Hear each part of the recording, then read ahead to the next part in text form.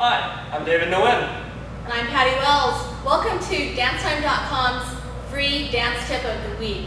Today's dance tip is going to be on the Jitterbug. We're going to give you some great tips on how to make your Jitterbug better through connection, weaving, and turning it rather than falling back. So we're going to start out in the closed position. And the thing we want to understand is, like, if we keep the arm bend here, have a good contact on the back, and then the follow has the arm here connected, and keeping the arms a little bit bent, we're going to have a nice connection to start with. So as we dance our basic side to side, step, touch, rock step, we also want to turn the basic in both directions. So we get a little bit of centrifugal force, and that allows a nice release, letting the partner out.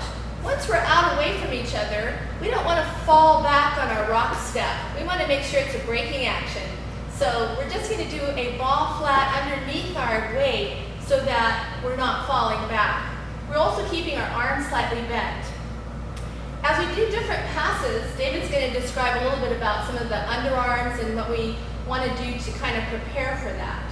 Yeah, so as a leader, as I'm leading a turn, leading my partner in a turn, I want to make sure that my arms are, again, not extended forward here. That's pushing my partner straight back. When she comes forward, she's going to fall into her next step. So I want to make sure that I'm giving her a little bit of, my partner a little bit of a prep. If I leave my right hand still, for example, on a two-handed inside turn, I can brace that hand a little bit so my partner creates a little bit of a curving action before she comes around. So it gives my partner a little bit of a prep. It has a nicer feel, has a nicer look, and creates a nice weaving action. Then, as we're doing a turning basic, well, you've learned a turning basic, we want to make sure that we're coming in towards our partner and then weaving away. So this is a lot nicer than just doing it side, rock step, which is a more basic form, and this is how we all start. But after we get started, we want to make sure that we can turn it and weave in and out, and then set up our turns from there, making it a nice kind of connected basic. So we're going to try that with a little bit of, did you have something to add, David? Yes. So as a leader, I want to make sure that as I'm weaving, that I'm not initiating again from the arms here.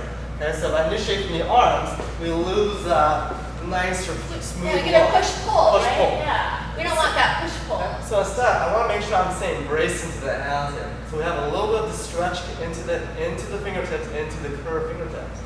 As I move around, I want to use that. So I want to maintain that stretch. So as I'm stepping across, I'm going to pull my partner in. It feels more like an out than it is an in. So I don't want to take her in at me. I want to take her out just a little bit and then let her move away. So it's more in, out than it is forward and back.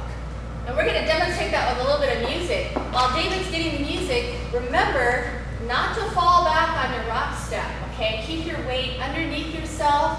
Use the ball of the foot if that encourages you to stay in place on your rock step. So we're just going to demonstrate a little bit of the turning action, the weaving, and the nice connection that we've been talking about in our film so far with music.